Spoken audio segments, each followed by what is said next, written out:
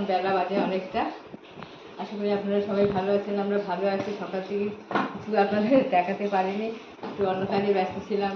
এই ডাক্তারের কাছে গেছিলাম ওষুধপত্র আনা তারা করতে করতে। যাই হোক, সকালে ছেলেকে মোটামুটি রান্নাবান্না করে দিয়েছিলাম।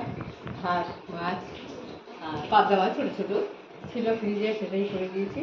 আর একটু ভাজা করে দিয়েছিলাম। তারপরে আমরা আবার কী করলাম কি না করলাম চলুন আপনাদের দেখাই।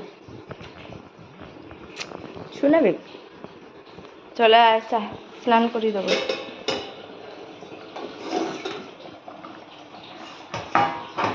এখানে বসিয়েছি এঁচড়। এই এঁচড় বৌমা সকালবেলা রাত্রিবেলা কেটে রেখেছিল। ছেলে বললো মা এঁচড় করে দেবে। তা সকালবেলা অত সকালে এখন পেঁয়াজ রসুন একটু না দিলে ভালো লাগে না, মাছ ছাড়া নিতে। যাই হোক, তখন আর করা হয়নি, মাছই করে দিয়েছি। এই এখন বৌমা কেটে রেখে দিয়েছিল, এখন একটু এঁচড়টা বসালাম, যাক রাত্রিবেলা খেতে পারবে। আমার ছেলে এঁচড় খুব ভালোবাসে, আমাদেরও খারাপ লাগে না, আমার ছেলে একটু বেশিই ভালোবাসে। যাই হোক, আপনারা কীভাবে রান্না করলাম সেটা তো আপনাদের দেখাতে হবে না। যাই হোক, এখন এই যে হয়ে এসছে এটাই দেখো। আর এখানে টুকিটাকি করেছি, এই অল্প স্বল্প কিছু আছে। এই যে মাছ ভেজে রেখেছি, পাবদা মাছ ছিল, এই মাছ ভেজেছি, বৌমার আবার হয়ে যাবে। এখানে ভাজা একটু ডিম আছে, যাক একটা। আর এখানে আমার আমার নাতনির জন্য মাছের ঝোল করে রেখেছে ওর মা। আর আমাদের তো এঁচড় করেছি, এতেই আমাদের হয়ে যাবে। শাশুড়ি হয়ে গেছে আমার এঁচড়টা, এবার গরম মশলা দিয়ে নামিয়ে দেবো।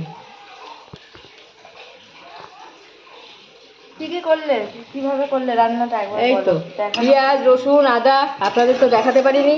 পেঁয়াজ রসুন আদা লঙ্কা গুঁড়ো জিরে গুঁড়ো সব দিয়ে এঁচড় আলুকে কষিয়ে নিয়ে আগে এঁচড়টা সেদ্ধ করে নিয়েছি, আলু আর এঁচড়। তারপর পেঁয়াজ রসুন সব কষিয়ে এঁচড়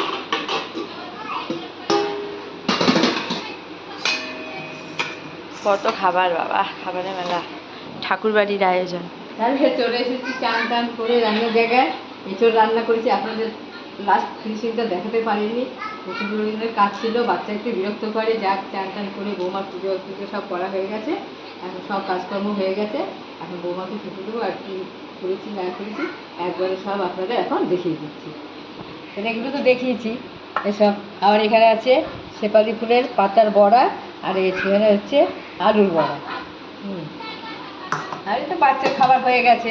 আর এই যে এঁচড় করেছিলাম, এই হচ্ছে টুকটাক সব খাবার খেতে পারি না, থেকে যায়। হয়তো রাত্রে খাবো, আবার সকালেও থেকে যাবে।